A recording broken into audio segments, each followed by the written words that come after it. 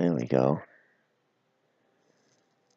I was always showing you pictures from White Horse Beach, where it was the ocean and the marsh in the back, and I think this is the first one that I've made here.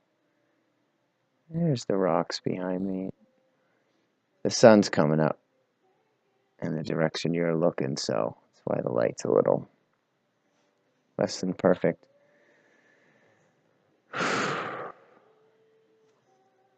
So, can I love that?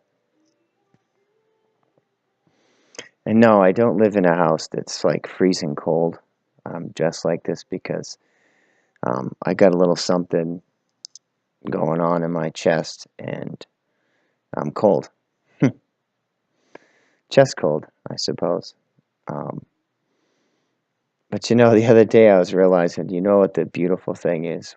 When you're really sick, like when you get sick and your energy's really depleted, it's so depleted that you don't have the mental energy for the narrative, for the story, or for the explaining, or for worrying about the future. You just like, you know, when you're walking around the house in sort of that zombie state, you're meditating. You're just aware. Like you just literally don't have the energy for all that thought. So it's kind of cool. It's like the silver lining of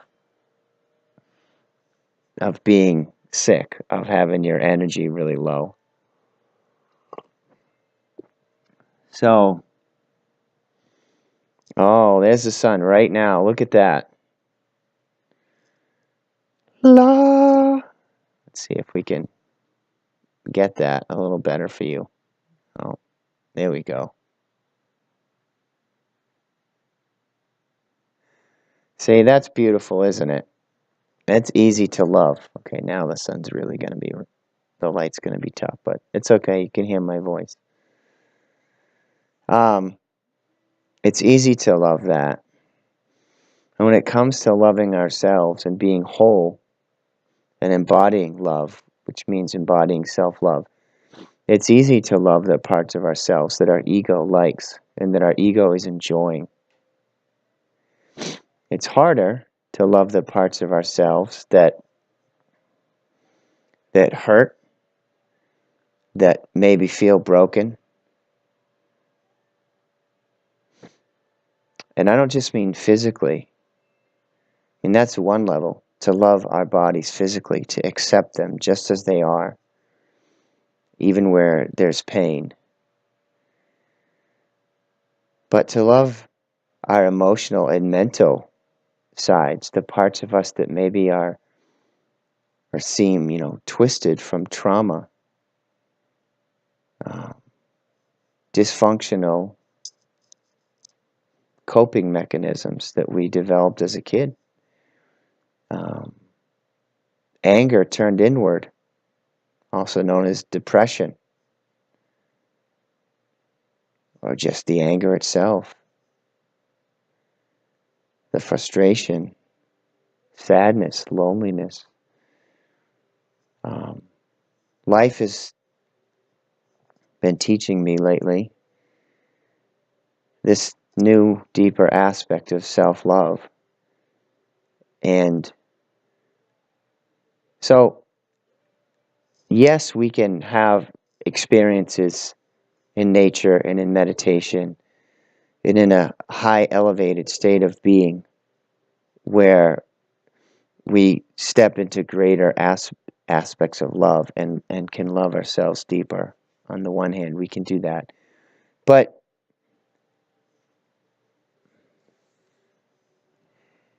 the real transformation occurs when our shit is up, when we're triggered, when we're in that which is hard to love about ourselves, when we're in physical pain, when we're in mental anguish, when we're feeling depressed, when we're very aware of the trauma, the pain body, as Eckhart Tolle would say, and it's kind of running the show and we're just in it.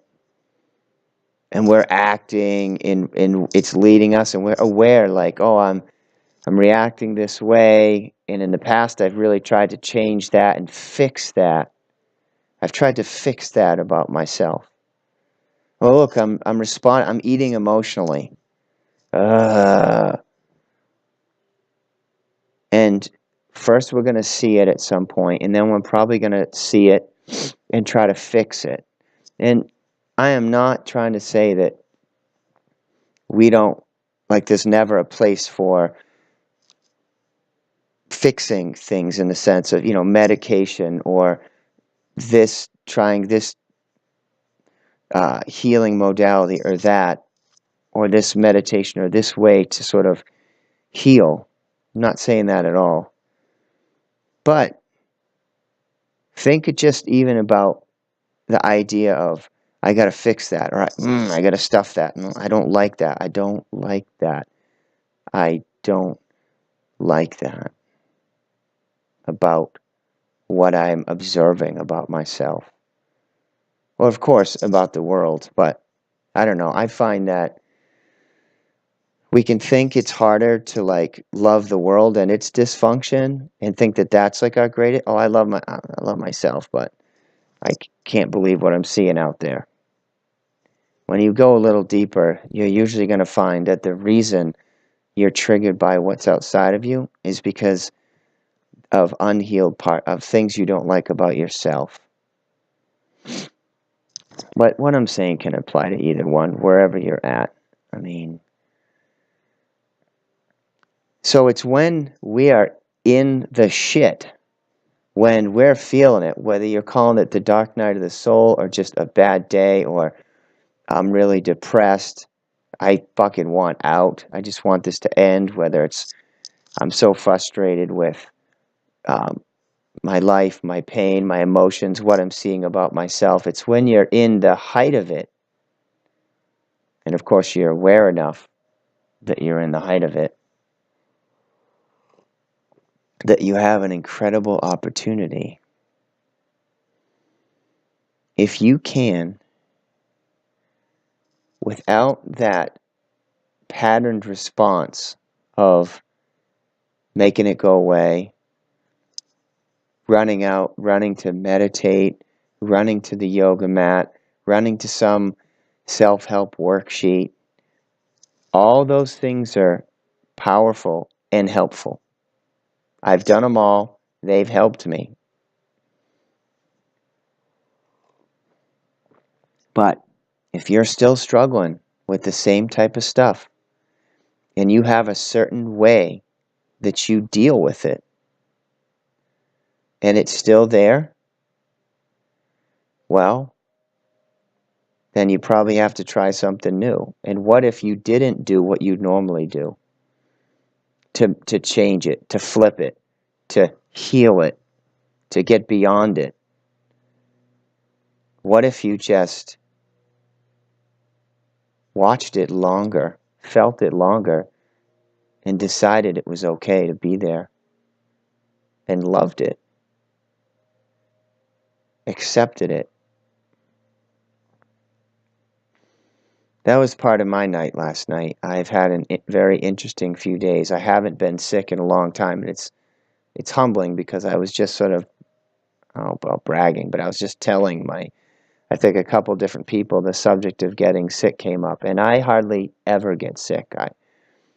In the winters in New England, I ate so much pineapple. I really think it helped with colds and viruses and whatever, and I spent so much time living in a van, living very, unsanitary, lots of germ exposure.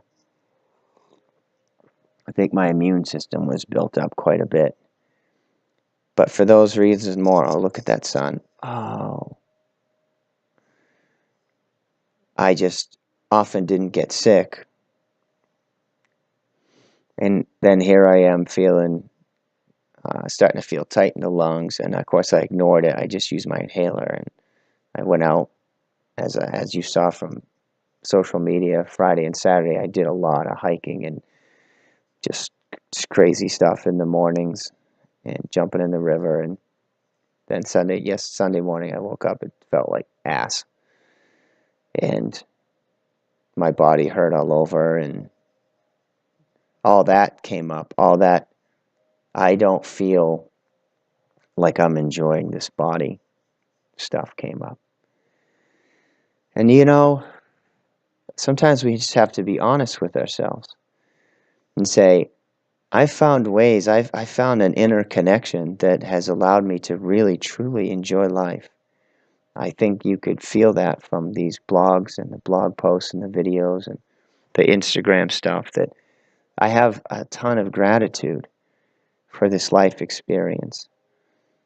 But the truth is, I haven't really enjoyed this body.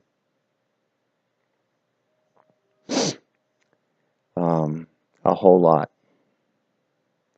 Every day there's been aspects of it being, not enjoyable in the way of pain.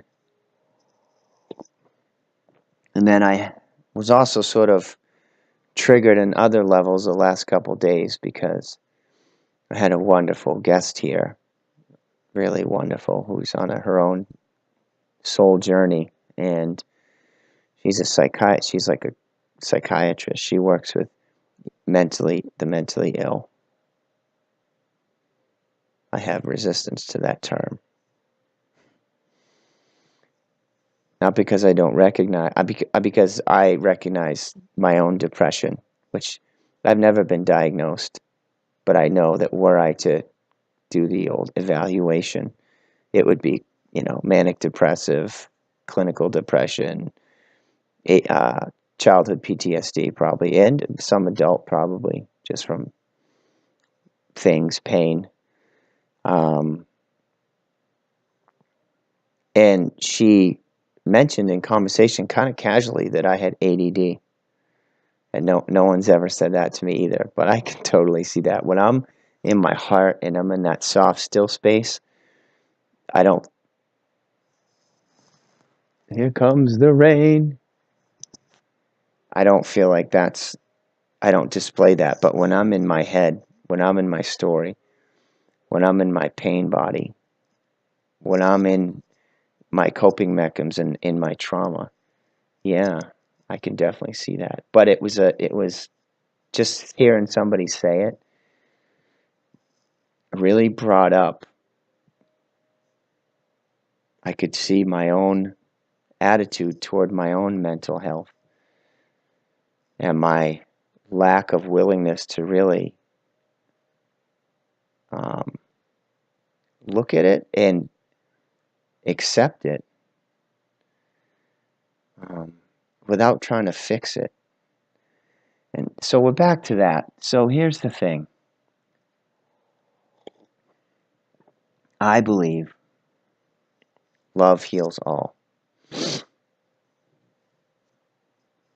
That when we are whole and complete, with no longer any resistance to any part of who we are physically, mentally, emotionally, the fact that there's no more resistance and we learn to be present with no resistance, that we will return to a natural state of being, which is wholeness and balance. And thus, I believe everything will heal. That's just my personal belief. But my point is, we can fix things. We can find ways to deal with things, whether they're medical, with drugs, or with yoga, meditation, spiritual ways to deal with stuff and sort of fix it. But we can do that without actually loving it, which my experience says is going to be a very temporary fix. You're going to change your state of mind and your state of being.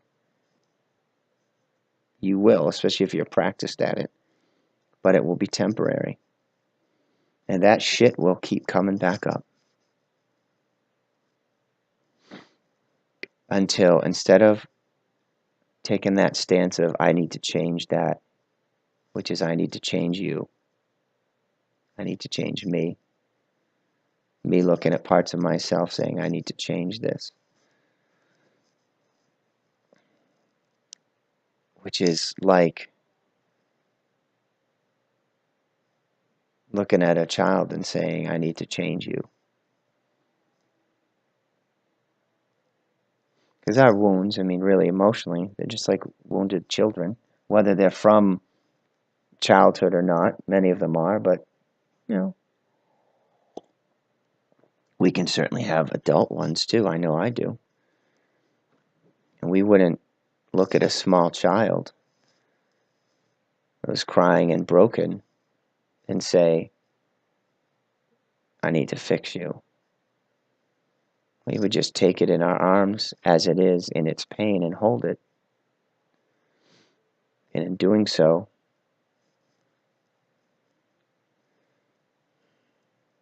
there would be healing.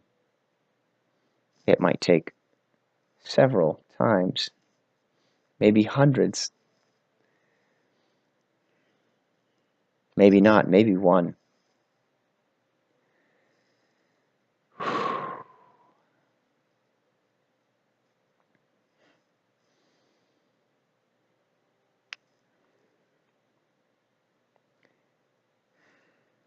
All I know is last night I found my way back to love in a deeper way by deciding not to try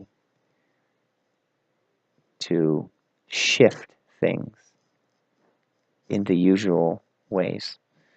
Because what'll happen, and this is nothing new, and nothing I've said in this 16 minutes and 42 seconds is new to me or, original.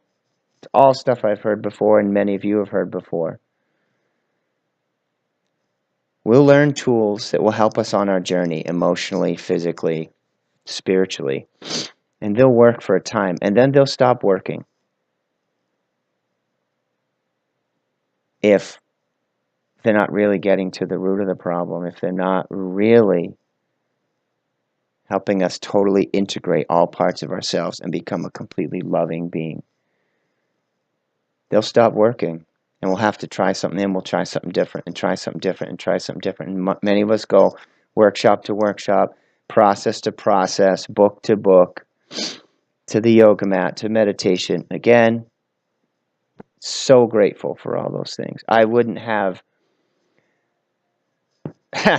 survived without them. I wouldn't have been a joyful person without. I wouldn't have found gratitude in places that I wasn't finding it before without all those things. I want to be clear. They're all perfect as we feel to use, as our heart guides us to use them. They're perfect then, but eventually they'll all fall away, and there's nothing left to do but love. There's going to come a point in all of our lives where there's nothing left to do but love. On your healing journey, and truly at the end of your life when you stop and think about it, unless your life ends suddenly and unexpectedly, you're going to reach a point, right? Whether, maybe you're a lot older than you are now, or at some point during an illness, when there's no point in thinking about doing anything anymore. When death is, say, hours or days away, or a week away, there really isn't a lot of point in all that thought anymore. You're just going to let go of it all, eventually. We all are. And when you do that, you know what's going to happen? All that's going to be left is love. This is the gift. This is something that I or anyone else can share with you. If you haven't been at that place of letting go of life, I have many times. And when you do that, when you are ready, and everything else is, all the attachments are let go of, I can tell you what's going to fill the space. Love. What's going to come up is all the connections you've made, all the people you love, all the things about life that you love.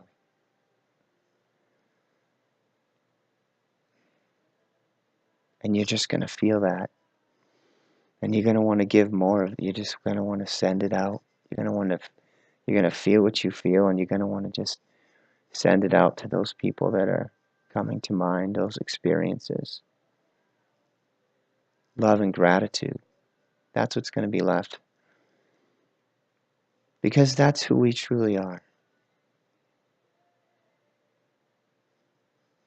That's what we're all kind of coming home to. Multidimensional beings of love. Sparks of the divine, slices of the divine, whatever you want to call it. Individualized consciousnesses that are part of the whole, of a greater mind. And the journey is to coming back to being both less individualized, but at the same time fully authentic and at home in your individuality. It's not just coming home to the one, to the collect, to oneness. It's then taking that and embodying your awesomeness as an individual. Okay, so that just sort of turned sharp left at the end there.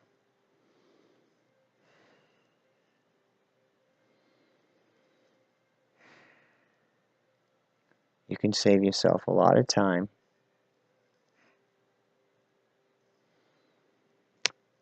by, as Kyle Cease or many of these wonderful people would say, just being in the moment. And can you love that? Can you love everything you see and feel about the moment around you? And more importantly, the moment within you. And can you just love it all without trying to change it? Now, you're not going to be able to answer this question if you're feeling awesome right now. But maybe you can remember this question the next time you are in the midst of your shit. When you're pissed, or you're sad, you're depressed, you're hopeless, you're feeling like you're drowning.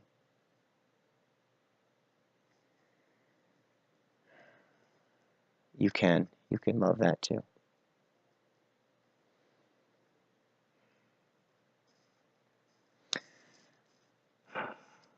On a last side note, so I've posted pictures that right outside that window,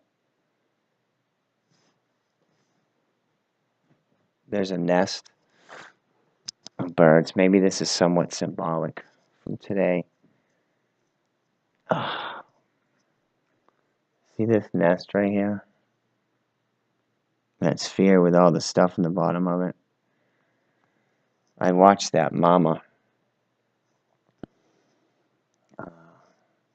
sit on those eggs and feed those birds for a while now, a month.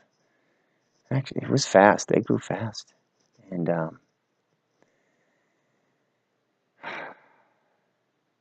she stopped coming to feed them. And one must have flew the nest, and then there's only two. And yesterday they were flapping around, flying in this little sphere, trying to get out. And I could tell they couldn't get out. And I hadn't seen Mama come back, and I kind of felt like it was that time that, Mama says, all right, I'm done feeding you. You just got to find your way out. And they were just hopping and flapping and like exhausting themselves trying to get out. So I helped them. I just took a thing from the fireplace and I gently put it on the bottom, and there's a hole at the top that is small. It's literally only like this big.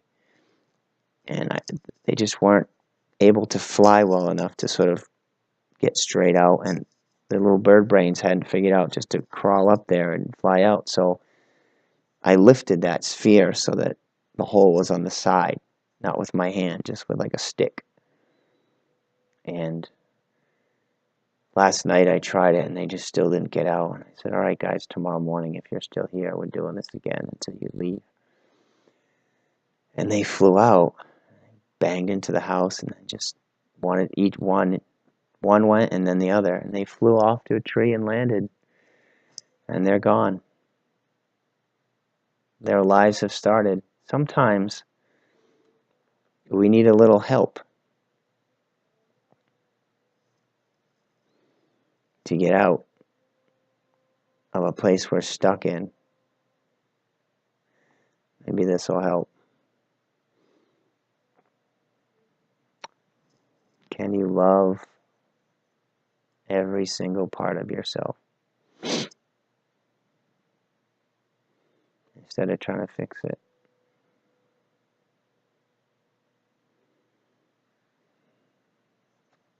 It'll fix itself. Namaste.